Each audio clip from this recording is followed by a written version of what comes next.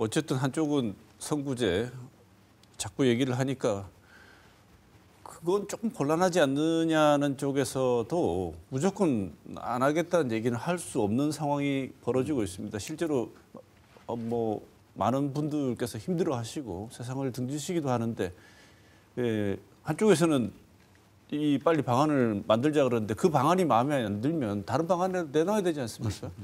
그래서 내놓은 게 정부가 선구제 후배수는 조금 곤란하다, 부정적이다. 그 대신 피해 주택을 LH를 통해서 공공임대주택으로 전환하겠다. 네. 이렇게 이거를 이제 다른 대안으로 제시하고 있는 것 같은데요. 변호사님 보시기에 이게 기존 대책과 차별성이 있는지 아니면 이게 가능한 실효성이 있는 얘기인지 어떻게 보십니까?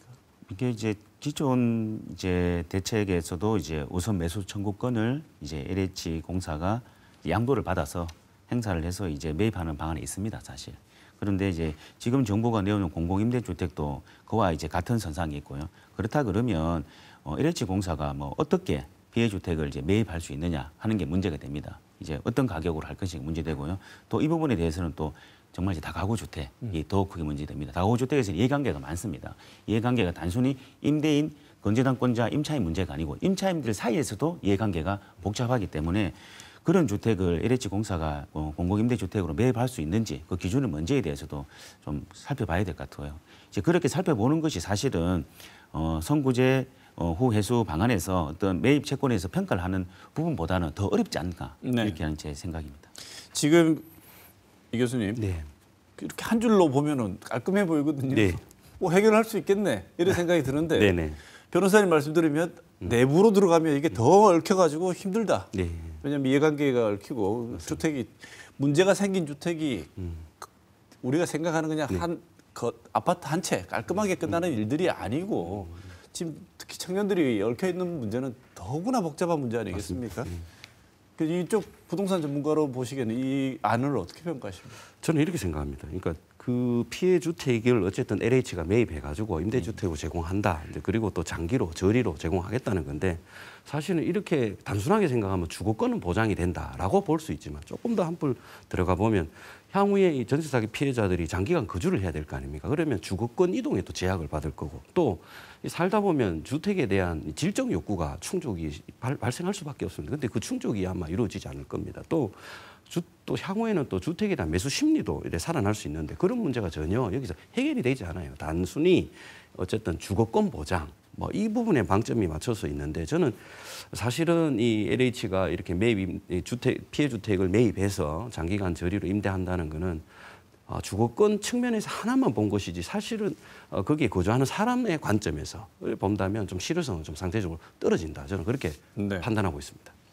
그러니까 이건 너무 제가 단순화시켜서 말씀드리는 건지 모르겠는데 이 교수님 정리를 들어보면 그냥 살려는 드릴 게네요. 살게는 해줄게. 그렇죠. 근데 평생 너 거기서 살아라.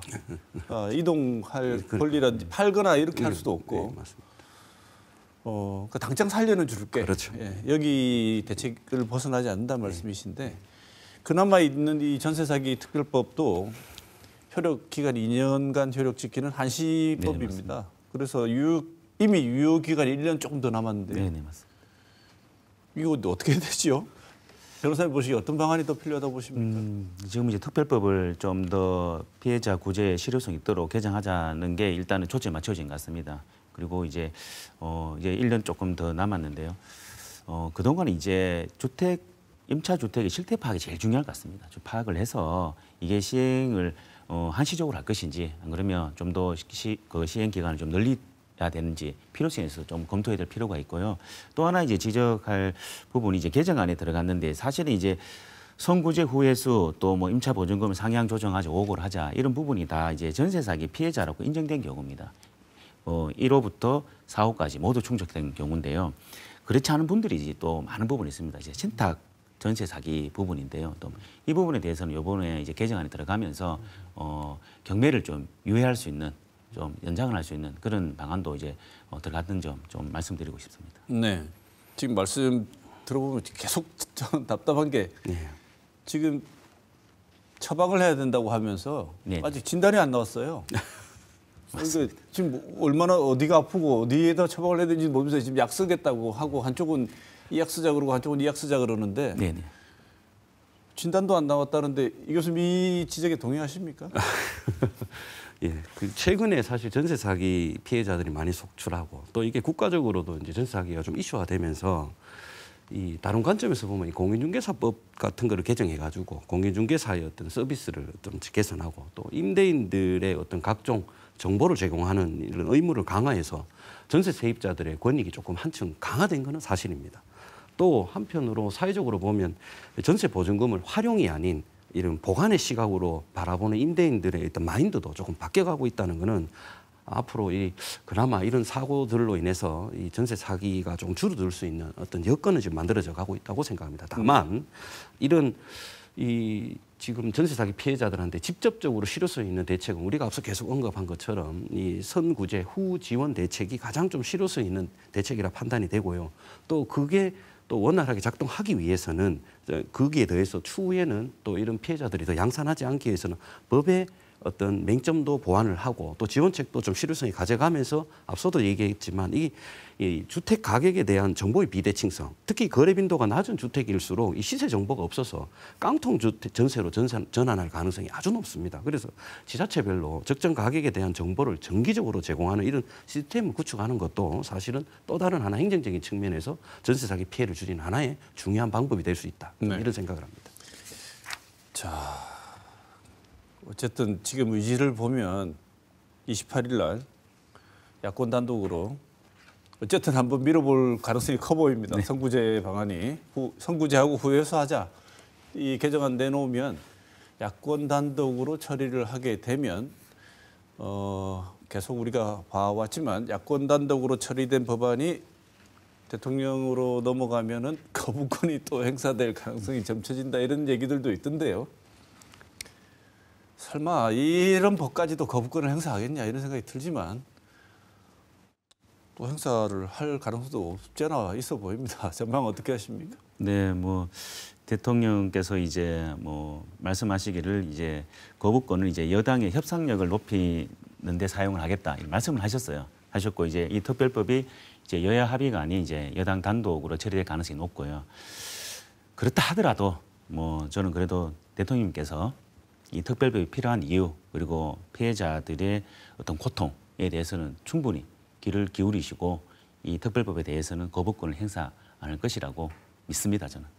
이 교수님도 믿으십니까? 믿습니다. 네, 그러면 믿기로 하죠. 뭐 믿음의 영역이 믿어야 됩니다. 왜 정책을 추진하는데 정책의 실효성에 의한 평가가 아니고 믿음의 체계가 되는지 모르겠지만 뭐 믿으시죠. 뭐. 네. 왜냐하면 지금으로서는 저희가 대통령이 거부권 행사 안 할 것이라고 믿는 방법 말고는 없습니다. 지금. 네, 근데 꼭 필요한 내용이라고 보시는군요. 네. 전문가들께서 꼭 필요하다고 생각하시니 정책 추진하는 분들도 아마 이 지점에는 동의하시지 않을까 이런 생각이 듭니다. 자, 시간이 다 돼서 끝으로 하나 짚어봐야 되는 게 이 사기꾼들한테 사기를 당하게 되면 처벌 수위를 약하다. 그래서 처벌 수위를 올려서 경각심을 줘야 된다. 좋습니다. 올린다고 하더라도 이미 처벌을 아무리 이 징역형을 세게 때린다고 하더라도 내 전 재산 가져가 버린 그 돈은 증발해 버리고 없습니다.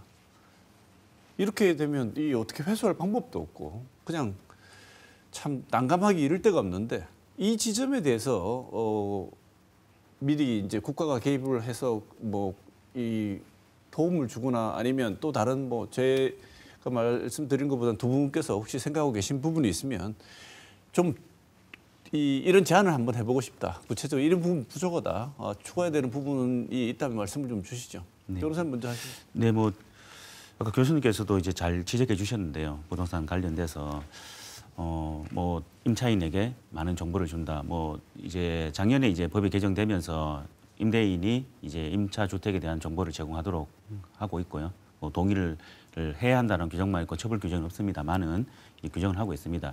이제 그에 앞서서 그와 이제 더해서 이제 필요한 것이 소액 임차 이내의 최우선 변제금을 넘는 금액에 대해서 이제 전세 계약을 체결하는 경우에 있어서는 보증 정권을 꼭 첨부하도록 하는 것은 어떨까 제 생각을 해봅니다. 그리고 확정일자 받을 때 확정일자 보유 기간이 그걸 확인하고 확정일자를 부여하는 제도를 둔다면 임대인 입장에서도 뭐 충분히 임대를 할 수 있는 부분이 있고 임차인 입장에서 임대인의 어떤 사정에 따라서 본인의 임차 보증금을 반환받지 못하는 그런 경우를 좀 막을 수 있기 때문에 보증증권 제도를 많이 활용했으면 하는 게 제 바람입니다. 네, 조금의 안전장치 하나를 더 확보하자 이런 네네. 말씀이신데 이 교수님 어떤 제안하시겠습니까? 아유, 저 변호사님 생각에 전적으로 공감을 하고요. 그다음에 그런 어떤 법적인 부분에 더해서 저는 뭐 전공이 부동산 쪽이라서 그런지 몰라도 어쨌든 가격입니다. 매매 가격, 전세 가격. 이게 전세가의 비율. 이게 적정하냐를 이 전세 세입자들이 판단할 수 있는 이 행정적인 어떤 시스템이 구축돼야 된다. 이게 이제 보여지고 그래서 구분 소유 형태가 가능한 빌라나 다세대 주택 같은 경우는 시세 정보 그리고 구분 소유가 불가능한 또 다가구 주택이나 또는 분양이 되지 않아서 건축주가 임대인인 이 오피스텔 같은 경우에는 이 건물 전체에 대한 저당권 설정 정보라든지 나머지 임대인의 정보 또는 건축주의 정보 같은 이런 또 세입자들의 확정일자 정보를 패키지로 볼 수 있는 이런 것들이 좀 마련이 되면 이 전세가의 적정성 이 부분을 이 전세 세입자를 충분히 판단할 수 있다. 그런 구조 조속히 조금 시스템이 구축이 되는 게 좀 절실하다. 마지막 이런 말씀 꼭 좀 드리고 싶습니다. 네. 네. 마지막 말씀이셨습니다. 또 마무리 발언 다 드려도 될 것 같아요. 예. 네, 그러면 박 변호사님 뭐 다른 말씀 있으면 1분 드리겠습니다. 하십시오. 네네. 믿습니다 말고 다른 말씀도. 네, 알겠습니다. 이제 전세 사기는 이제 임차인이 임차 보증금을 돌려받지 못하는 사건입니다. 못하는 일이고요. 그런데 이제 저희가 지금 이렇게 토론하는 내용들이 보면은 선구제 이제 후 회수를 하겠다는 거는 임차인들한테는 이 보증금이 거주지입니다. 주택이라는 뜻이죠. 그런데 그 주택을 정부에서 나서서 사기를 당하신 분들이나 아니면은 보증금을 돌려받지 못하는 분들인데 그 주택에까지는 저희가 어떻게 보장을 못 해드리더라도 아주 그분들이 잠시 등을 누릴 수 있는 작은 보금자리 거주지를 마련해 주기 위한 것입니다. 이게 돈의 문제가 아닙니다. 저희가 우선 변제금이라는 것이 작은 거주지를 마련해 준다는 것으로 다가간다면 이 법안에 대해서는 좀 여야 합의가 충분히 이루어질 것으로 보여집니다. 네.